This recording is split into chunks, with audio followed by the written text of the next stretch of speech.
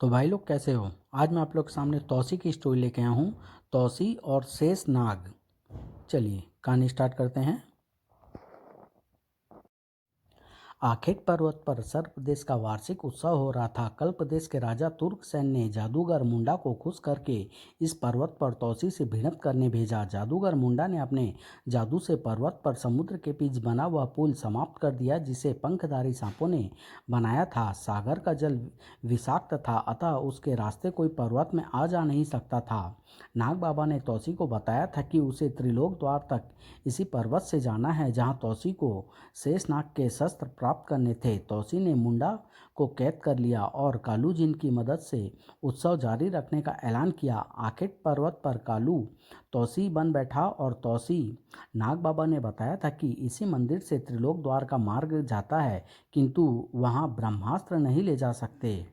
हे महादेव, मैं तेरा अपराधक हूँ। मैं अपने सभी ब्रह्मास्त्र आपके चरणों में रखता हूँ।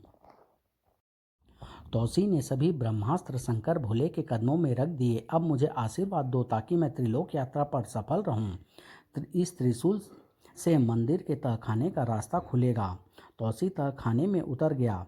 बस यहाँ से मुझे आगे का कुछ नहीं पता है। केवल इतना ज्ञात है कि यहाँ दो द्वार हैं, एक खजाने को जाता है, दूसरा त्रिलोक द्वार को जाता है। यह सर्प देश के पौराणिक खजाने का द्वार है, जिस पर दो नागों का पहरा है, और यह उस रास्ते का दरवाजा है जो शेषनाग के द्वार तक जाएगा। रुक जाओ इच्छाधारी सर्प, आगे कदम मत बढ़ाना वरना भस्म हो जाओगे। हैं, यह किसकी आवाज़ है? तौसी ने कदम बढ़ाना चाहा। ओह आग! इच्छाधारी, तू आगे नहीं बढ़ पाएगा। यदि इस मार्ग को पार करना चाहता है तो तुझे एक प्रश्न का उत्तर देना होगा। प्रश्न बताओ।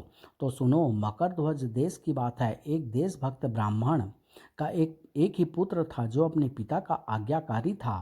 कथा इस प्रकार थी। मैं अब बूढ़ा हो गया हूँ पुत्र अश्वाम, मैं चाहता हूँ कि तुम सेना में उच्च पद ग्रहण करो। मैं आपका आज्ञाकारी पुत्र हूँ पिताश्री, आप जो भी आज्ञा देंगे वही कार्य करूँगा। तो फिर जाओ, मेरी आज्ञा है कि राजा का दिल जीतकर सेना में कोई उच्च पद ग्रहण करो। पुत्र अश्वाम ने अनेक प्रतियोगिताएं जीतकर राजा को प्रसन्न किया। है सैनिक अश्वाम, हम तुम्हें सेनापति बनाते हैं। पिताश्री, मैं सेनापति बन गया हूँ, अब आपकी क्या आज्ञा है? वत्स, सेनापति का सबसे मुख्य कर्तव्य होता है देश की रक्षा करना, किंतु आदर्श सेनापति वही होता है जो भागते शत्रु पर वार नहीं करता और शत्रु की पीठ पर वार नहीं करता। तुम भी इन्हीं आदर्शों का पालन करोगे। जो आज्ञा पिताश्री। अचानक मकरध्वज पर शत्रु ने आक्रमण का बिगुल बजा दिया। जाओ सेनापति, शत्रु को सीमा पर रोककर ऐसा सबक पढ़ाओ कि कोई फिर ऐसा साहस न कर सके। सेनापति आश्वाम ने सीमा पर सेना खड़ी कर दी और शत्रु से युद्ध शुरू हो गया। शत्रु के पांव उखड़ गए, वह भाग खड़ा हुआ। कोई भागते शत्रु पर वार नहीं करेगा और कोई शत्रु की पीठ पर वार नहीं करेगा।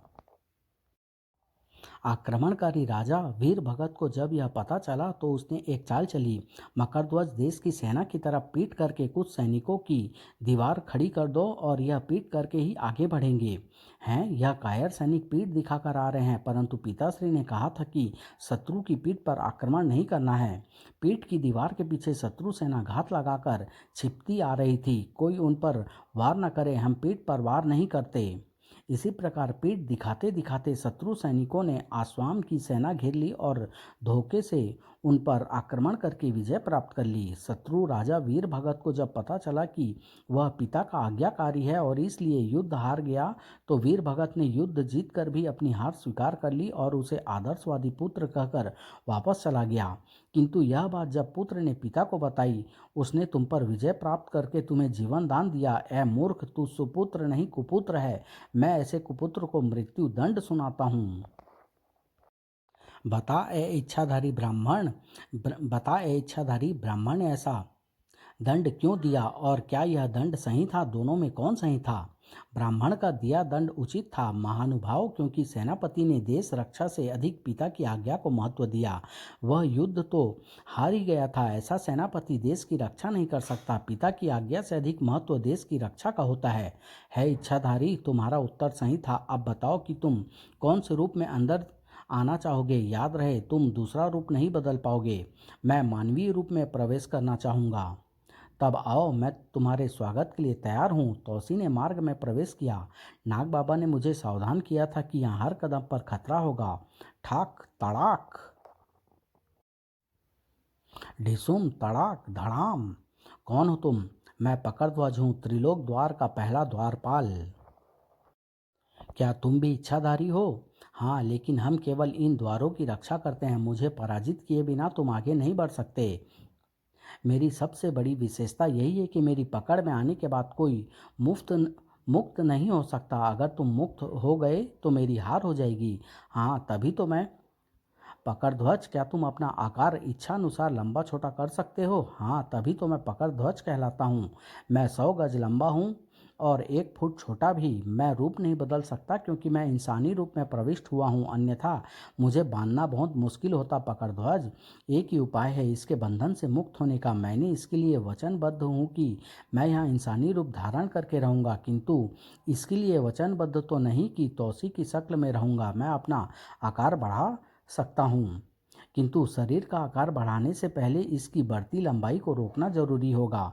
ओह, इसकी पूंछ मेरे पाँव के पास है। इसकी पूंछ दबाने पर यह आकार घटा बढ़ा नहीं सकता। यह राज भी मैं जानता हूँ, क्योंकि मैं खुद इच्छाधारियों के गुणों से परिचित हूँ। क्या सोच रहे हो श्रेष्ठ इच्छाधारी? अब तुम कभी त्रिलोक द्वार तक नहीं पहुंच पाओगे। जैसे तुम आकार घटा बढ़ा सकते हो, वैसे ही मैं भी घटा बढ़ाकर देख लेता हूँ। मैं तुम्हारे आकार के साथ घटता बढ़ता रहूंगा। तौसी ने पकड़ ध्वज की पूंछ दबा दी। अब देखता हूँ यह कैसे आकार बढ़ाता है। तौसी ने अपना आकार बढ़ाया। पकड़ ध्वज आकार न बढ़ा सका। अब बोल पकड़ ध्वज, तेरी पूंछ और फन मेरे कब्जे में है, और मैं बेटे इन लपेटों को भी खोल डालूंगा। है महाबली तौसी, मैं हारा आप जीते। मैं स्वयं ही आपको मुक्त कर देता हूँ। पकड़ध्वज इंसानी रूप में प्रकट हो गया। तौसी ने भी शरीर घटा लिया। अब आप दूसरे द्वार को खोल सकते हैं। अब मेरी शक्ति भी आपके साथ होगी, इसलिए मैं अब आपके भीतर प्रवेश करूंगा। जब भी आपको मेरी आवश्यकता पड़े, आप मुझे अपने मुंह के मार्ग से बाहर निकाल सकते हैं। अब मैं आपके मुंह में प्रवेश करूंगा। अपना मुंह खोलिए। तौसी ने मुंह खोला और पकड़ध्वज नन्हा सर्प बनकर उसमें समा गया। तौसी दूसरे द्वार की तरफ बढ़ा। है, यहाँ तो गहरा कुआं है, और यह भी पता नहीं कि कुआं कितना गहरा है। इसमें उतरने का कोई मार्ग भी नहीं। ओह, अवश्य ही यह काम पकड़ध्वज की मदद से पूरा हो जाना चाहिए। पकड़ध्वज, तुम अपना फन यहाँ जमा दो और मैं तुम्हारी लंबी होती देह को पकड़कर नीचे उतरूंगा। पकड़ध्वज की लंबी होती देह ने तौसी के लिए रस्सी का काम किया। कुएं की गहराई 100 गज ही थी। यहाँ तो जल है और सूर्य प्रकाश भी आ रहा है। ओह, मगरमच्छ! ठाक कड़ाक! यह तो बहुत ही खतरनाक है। पानी के अंदर लड़ने में दक्ष भी है। ओह, इसने तो मुझे जल मंथन में लपेट लिया। पकड़ध्वज, इसे बांध दो। कहावत है कि पानी में रहकर मगर से बैर नहीं करना चाहिए। बिना शस्त्र के पानी के अंदर मैं इसे शिकस्त नहीं दे सकता। पकड़ध्वज ने मगरमच्छ को बांध दिया। उसी समय मगरमच्छ इंसानी रूप में प्रकट हुआ। है इच्छाधारी तौसी, जिसके पास पकड़ध्वज की भी शक्ति सम्मिलित हो, मैं उसके सामने नमन करता हूँ। तुम कौन हो? मैं पाणी ध्वज हूँ। मैं भी इच्छाधारी हूँ, किंतु मेरी अपनी एक विशेषता है। मैं जल गर्भ में द्रुत गति से पलायन कर सकता हूँ। मेरी रफ्तार प्रकाश के वेग के समान है। साथ ही मैं जल मंथन की विद्या भी जानता हूँ। आपने मुझे पराजित कर दिया, अतः मैं अपनी संपूर्ण शक्तियों के साथ आपके मुंह में प्रवेश करूंगा। अब आप मेरी शक्तियों से जल की दिशा मोड़ सकते हैं, उसका प्रवाह रोक सकते हैं, उसमें कितनी भी गति से तैर सकते हैं। पानी ध्वज भी तौसी के अंदर समा गया। पानी ध्वज के तौसी में समाते ही पानी गायब हो गया। सामने तीसरा द्वार खुला। ओह, अजब दृश्य है। दोनों तरफ जल नहर है। ढिसूम! ओह, यह जबरदस्त प्रहार किधर से आया जिसने मुझे द्वार से बाहर धकेल दिया? सावधानी से देखकर चलता हूँ। ठाक! उफ, फिर वैसा ही प्रहार। ऐसा लगता है कोई अदृश्य शक्ति है। पेट के बल रेंग कर चलता हूँ। ठाक! इसने फिर मुझे उठाकर बाहर फेंक दिया। अब देखता हूँ। छपाक, डिसुम, तड़ाक, ठाक! यहाँ भी आ गया। मित्र पाणिध्वज, मुझे द्रुत गति से नहर की सीमा पार करवा दो और अब इस अदृश्य बला को पानी के मंथन से बांध दो। देखो, यह वहां तैर रहा है, लहरें बता रही है। मंथन होते ही, ओह, यह तो पानी ध्वज का मंथन है। अदृश्य पहलवान, अब तुम जल मंथन में फंस चुके हो, जिससे मुक्ति पाना असंभव है। अपने आप को प्रकट करो ताकि मैं तुम्हारा परिचय जान सकूं। अदृश्य शक्ति को प्रकट होना पड़ा। मैं तीसरे द्वार का इच्छाधारी अदृश्य ध्वज हूँ। मुझे आज तक कोई इस तरह बेबस नहीं कर सका। इच्छाधारी, मेरी विशेषता यह है कि मैं स्वयं अदृश्य होकर कार्य कर सकता हूँ और कोई भी अदृश्य शक्ति मेरी दृष्टि से छिप नहीं सकती। चूंकि आपने मेरा मार्ग पार करके मुझे पराजित कर दिया, इसलिए मैं अपनी संपूर्ण शक्तियों के साथ आपके भीतर प्रवेश करता हूँ। तौसी अब चौथे दरवाजे की तरफ बढ़ा। ठाक ठाक, तड़ाक तड़ाक। ओह, इस पर मेरा घुसा क्यों नहीं लग रहा? कमाल है, इसके शरीर से मेरे वार आर पार निकल कर दीवार पर पड़ रहे हैं। तीनों की एक सी शक्ल है और एक समय पर एक ही तरह से सबका शरीर गतिशील होता है। इसका मतलब इनमें एक शरीर असली है और दो परछाई हैं। असली कौन सा है? अदृश्य ध्वज, अपने को अदृश्य रखकर इन तीनों को बारी बारी स्पर्श करो और इनमें से जिसका शरीर वास्तविक हो उसे उठाकर मेरे सामने पटक दो। अदृश्य ध्वज ने उनमें से एक को उठाकर तौसी के सामने पटक दिया। अब देखता हूँ तेरे बाकी दो यार क्या करते हैं। है इच्छाधारी, तुमने मुझे पहचान लिया और मुझे पकड़कर अपनी भुजाओं में कस लिया। मैं अपनी हार स्वीकार करता हूँ। तुम कौन हो? मैं त्रिध्वज हूँ। मेरे तीन शरीर हैं, दो छाया शरीर है जो किसी को भी छलने में सक्षम है। अब क्या तुम्हारी शक्ति भी मेरे भीतर समाना चाहेगी? अवश्य। तो आओ मेरे मुंह में। त्रिध्वज भी सांप बनकर तौसी के मुंह में समा गया।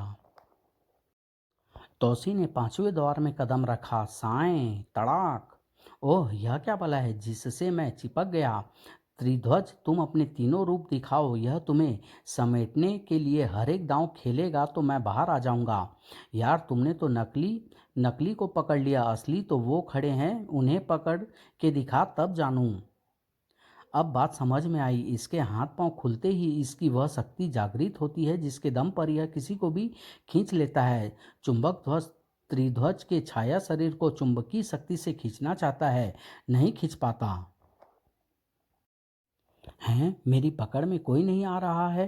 त्रिध्वज का छाया शरीर पकड़ेगा तो यही हश्र होगा। वह तो परछाई है बेटा। हैं, यह भी मेरी पकड़ में नहीं आता। क्या इस इच्छाधारी ने मेरी विद्या छीन ली? है इच्छाधारी, तुम सचमुच महान हो। जैसे ही मैंने तुम्हें पकड़ा तुमने मेरी विद्या ही छीन ली। अब मेरे शरीर को चुंबकीय शक्ति किसी को नहीं खींच पा रही है। तुम कौन हो? चुंबक ध्वज, मेरी विशेषता यह है कि मैं अपनी जगह खड़े खड़े किसी भी जीव आत्मा को खींच लेता हूँ और फिर अपनी बाहों में उसे मसल देता हूँ। तुम मेरे भीतर समर्पित हो जाओ, तुम्हारी खोई शक्ति लौट आएगी। चुंबक ध्वज भी सांप बनकर तौसी के अंदर समा गया। अब तौसी छठे द्वार की तरफ बढ़ा। ओह, यह तो सातवें द्वार को घेरे फिरकनी की तरह घूम रहा है और इसकी 8 भुजाएं, 2 चेहरे इस तरह घूम रहे हैं कि जैसे सुदर्शन चक्र। चुंबक ध्वज, इसे मार्ग से हटाओ। अपनी चुंबकीय शक्ति से खींचकर अपनी भुजाओं में कस लो। साएं। ओह, मेरे शरीर के प्रत्येक अंग स्थिर होकर इसकी बाहों में चले आए और मैं सातवें द्वार पर पहुंच गया। तौसी, कहो कैसी रही? ठहरो, तुम पहले इच्छाधारी हो जिसने मुझे शेषनाग के शस्त्र द्वार से हटा दिया, इसलिए मैं आज से तुम्हारा सेवक हूँ। तो फिर तुम भी मेरे अंदर समा जाओ इच्छाधारी, परंतु अपने गुण भी बताओ। मैं अष्टध्वज हूँ। मैं एक जगह खड़े होकर इतनी रफ्तार से घूम सकता हूँ कि मेरे हाथों की सीमा में कोई भी आ गया तो कट जाएगा। गत गनीमत हुई जो मैंने तुमसे भिड़ने की कोई कोशिश नहीं की। यहाँ तक कि लोहा भी कट कर गिर जाएगा। ओह, अष्टध्वज सांप बन गया। अब मैं आपके भीतर समाता हूँ। तौसी ने अंतिम द्वार पार किया। तौसी को सैकड़ों सांपों ने बांध दिया।